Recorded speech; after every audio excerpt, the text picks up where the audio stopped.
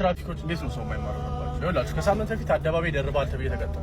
አደባባይ መደረብ ምን እንደሆነ ባላውቅም አደባባይ ደርባል ተብዬ ተቀጣሁ። እሺ አደባባይ ደርባል ተብዬ ከዛ በኋላ ዛሬ ድጋሚ ተቀጣሁ። እሱን ቅጣት ከፍዬ የቅጣት ወረቀቱን ከፍዬ ሳልቀበል ስራ ቢያሉኝ ማለት ከዛ ባለፈው የተቀጣሁት የት ነው? ወሎ ሰፈር መቀበሉ የት ነው? እስጢፋኖስ ጋር ያለውን ፖሊስ ጣቢያ ታውቃላችሁ።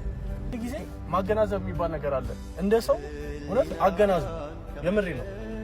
እኔ እንዴት ማለት ቅጣት ወረቀት ጽፎ እዛው ቅጣት ወረቀት ላይ በስነ ስርዓት እሱን ሄጂ ባንክ ከፍዬ ታርገኝ ተቀብዬ እስጢፋኖስ ሄጂ መንጃ ፈቃድ መቀበል ይችላል። አሁን ቀኔ ተበላሽ። ምንም ስራ አልሰራ ነው።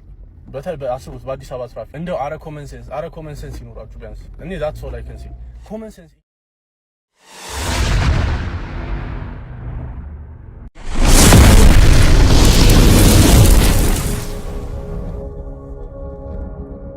ቲክቶከሩ ሙሴ ሰለሞን የታሰረበትን ምክንያት ዘሀበሻ አረጋግጧል።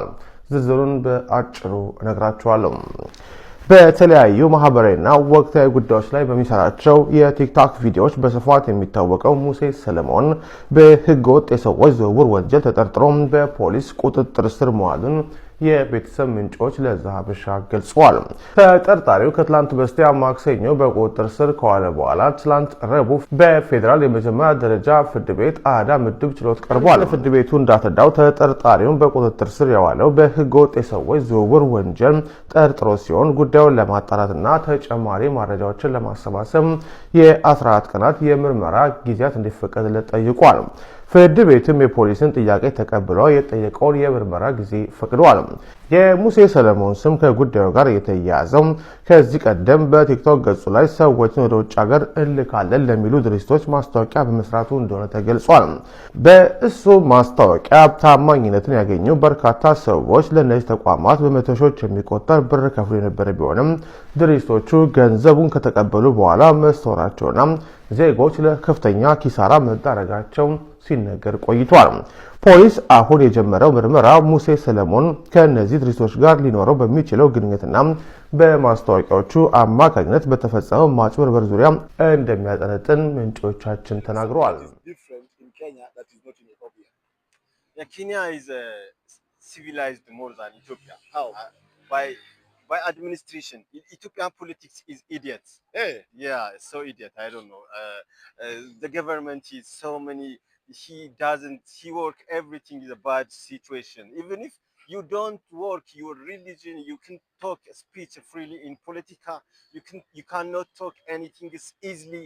When I go to a prison, everything is when you talk even a TikTok, every TikTok person go to prison. Ethiopia. Yeah, go to prison by this idiot government.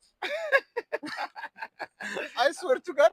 So Ethiopian policy, everybody's even a tribal. This government is a tribal. Only one tribe choice. Ethiopia. Only one tribe. Every administration, every management system Ethiopia. By one tribe. Hey, which tribe is that? Headache. Yeah, that's which tribe is that? Now Oromia. Yeah, only 87 tribes, but only one administrative, financial, investment, everything they control it. Oromo. Yeah, only. That's why this is not only Oromo, not Oromo mistake. The government mistake. He is a bad. This government is so bad. Ethiopian government is bad. Yeah, that's why now Ethiopia is everything is destroyed by this bad government.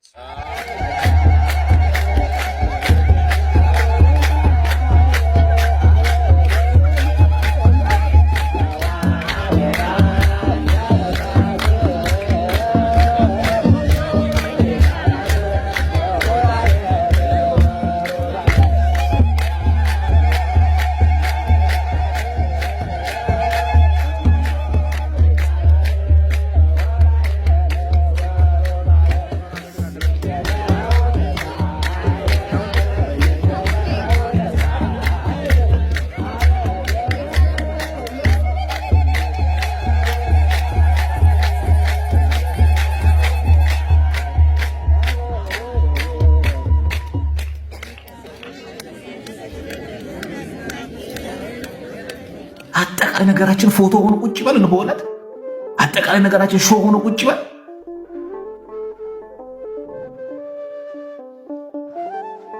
ካልተመደበ ማይቀድስ እሱ ማይቀድስ ከሆነ ማያስቀድስ እሱ ቀዳሽ ያልሆነበት ጊዜ መጥቶ ማይቆርብ ሁሉ ነገር አይቅርብ። እዚህ ጋር ልብስ ተጠቅመው ታዩታላችሁ። እዛ ጋር ደግሞ ጭጭጭ ያለ ሱሪ ደግሞ ያደርጋል። እዚህ ታፋው እግሩ ሁሉ ነገር አይቀርም። የሆነ ጊዜ ደግሞ የጉባኤ ቀን ደግሞ ከሰዓት ደግሞ ጠዋት የቀደሰው ሰውዬ በቁንጣ ደግሞ ታዩታላችሁ። ደግሞ ቁንጣው እንደው እግሩ እንኳን ለቁንጣ እኮ አይሆንም። እንደው የሚያምር እግር ቢኖረው ስልቶ አንድ ነገር እንዲሆኑ ነው ሰማዕትነት የሚኮነው። ክርስቲያኖች ዲያቆናት ላይ ለምንድን ነው መሰላችሁ አጽንኦት ሰጥቼ የምናገረው? አሁን የሚወጡት ዲያቆናት ቅዳሴውን ከማወቅ ገብቶ ከመቀደስ ባሻገር እዚህ መጽሐፈ ቅዳሴ ላይ ያለውን እንኳን ግዴታ መውጣት ካልቻልን ዘመኑን መዋጀት አንችልም። ራሳችንንም ቤተክርስቲያናችንም ጭምር ነው የምናዋርደው። ወይኛ አባት ማን ናቸው? አቡነ ያሬድ ማለት ማን ናቸው? ኦሮሚያ ምድር ውስጥ ተሾመው ሄደው ስራቸው ምንድነው? ዓላማቸው ምንድነው? እኔ ማርያምን ነው ምላችሁ ሸኔ ምናምን የምትሉኝ ነገር ዛሬ አልሰማም። ቀደም አንድ ቪዲዮ ሰርቼ ነበር ግን አነሳሁት። ይሄን ኢንተርቪው ካየው በኋላ ማለት አቡነ ያሬድ ዓላማቸው ምንድነው? ለምንድነው በአርሲ ውስጥ የሚጨፈጨፍ ክርስቲያን የማይታያቸው? አልፈው ተርፈው እንደውም በክርስቲያኑ ደም ላይ ክርስቲያን መሆናቸውን በምን አወቃችሁ? ለምንድነው የምትጮሁብኝ ብለው እኮ የተናገሩት። ከላይ ያላችሁ ሊቃነ ጳጳሳት እባካችሁን ስለ በጎቻችሁ፣ ስለ ልጆቻችሁ፣ ስለ ህዝባችሁ የምታስቡ ከሆነ አቡነ ያሬድን ከኦሮሚያ ምድር ላይ አንሱልን። እነሱ ለኦሮሚያ ምድር የሚመጥኑ አይደሉም። ህዝበ ክርስቲያኑ እያለቀ ጭራሽ አናቃቸውም እያሉ ነው አሁን ያሉት። አባቶች እየተገደሉ፣ ዲያቆናቶች እየተገደሉ እየታረዱ ማለት ነው።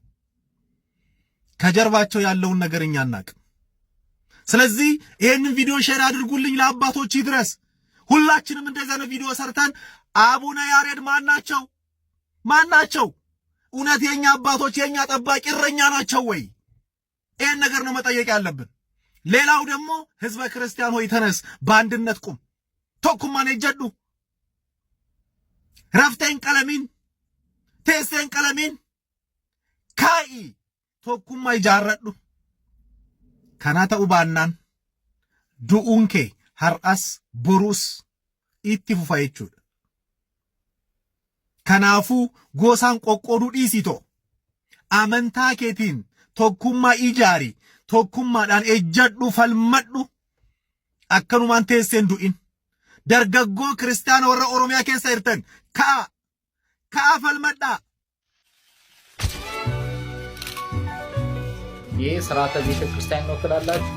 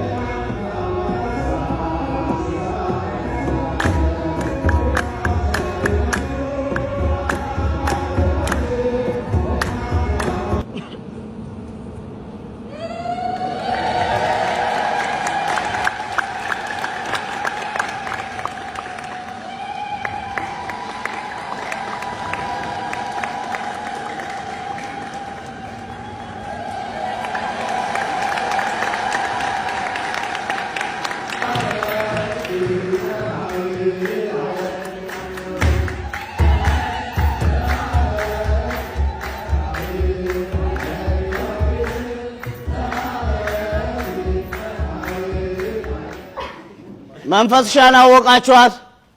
የማማልጣሽ ሌባው ልጅ ያዙሪት ስሌታቸው መሰውራቸው እንኳን ባይገኝ በገዛ እጃቸው መሪያቸው ይታወቃል።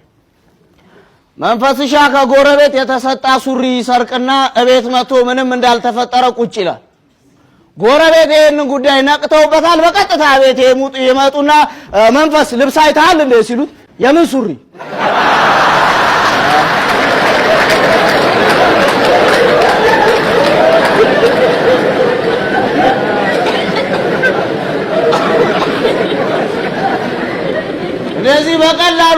በአዙሪት ስሌታቸው የሚያዘው ምን እንደሆነ ባላቅም ሰው ሁሉ እግሮች ወደ ማማለጣሽ ቤት እየጎረፈ ነው። ሰው ሁሉ ጠጅና ብርሌው መጨበጥ ጀምሯል። ለዚህም ይመስለኛል አዝማሪው ባንጃው ይሄ ጠጅ ማንቆርቆር አፌ ባይናገር ሆድ ያስቧል ተንኮል ያለው። ማማለጣሽ ጠጅ ቤት ውስጥ ተሰበሰብንና አንድ ቀን በአጋጣሚ አንድ ሎተሪ አዟሪ መጥቶ በመሃላችን ይዞራል። እንቁጣጣሽ ሎተሪ እያለ ሲዞር መንፈስሻ ብድግ አለቻ። ቀለኛ በዚያ አጠጣጣችን መስከረም ምን ደርስ ይመስላል?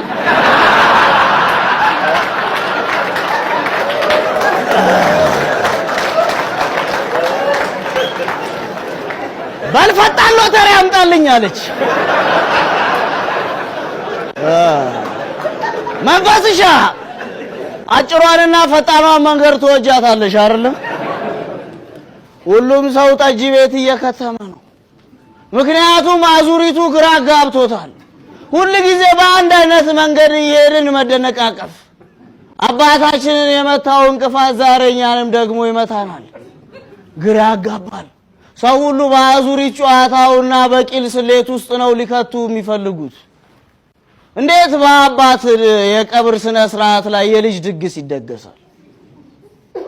በሰው እንባና ሙሾ ግጥምና ዜማ መስራት። እዚህ ሰፈር ከፍተኛ የሆነ አዙሪት ተፈጥሯል። ምንጩ የት እንደሆነ ባይታወቅም ምላስ ነው የምትወድቀው ጎበስ። እንዴት መሰለ? መንሰላል ክፉ ነው።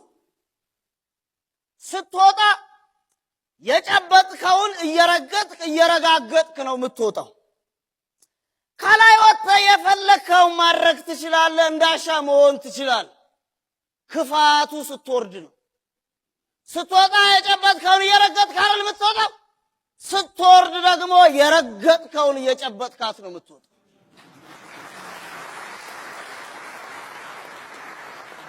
አልወርድም እዛው እቀራለሁ ምናምን ብትል ያስደገፍከው ተንሸራቶ ይጥላል፣ ወይ ሌላ የሚወጣ ሰው መጥቶ ጎትቶ ይጥላል። ለዚህ ነው መውረድ ክፉ የሚሆነው እኮ። አልገባውም ሻምበል። እዚህ ሰፈር ደግሞ አይደለም በሽታማው ቀርቶ እንዴት እንደታመሙ ብቻ አያውቁት። ብቻ ተይዣለሁ ነው፣ ብቻ ታምሜያለሁ ነው። ወንድሜ እንዴትና የቱ ጋር እንደታመም ካላወቅ አይደለም መድኃኒት አስተማሚ አታገኝ። ታዲያ አንዱ አሉ በስትል መላሉ መንግስት አንጠፎ ነው የለመነው ስንዴ በላይ ገብቶ በመኪና ጭራውት ወደ ሌላ ሀገር ሲወስዱ ተያዘዋል። ምን እያረጋችሁ ነው ጎበዝ? ይሄ ለድሃው የመጣ የእርዳታ ስንዴ አይደል እንዴ ሲባል ምን ቢሉት ጎረቤት ሄደን ልናስፈጭላቸው ነው።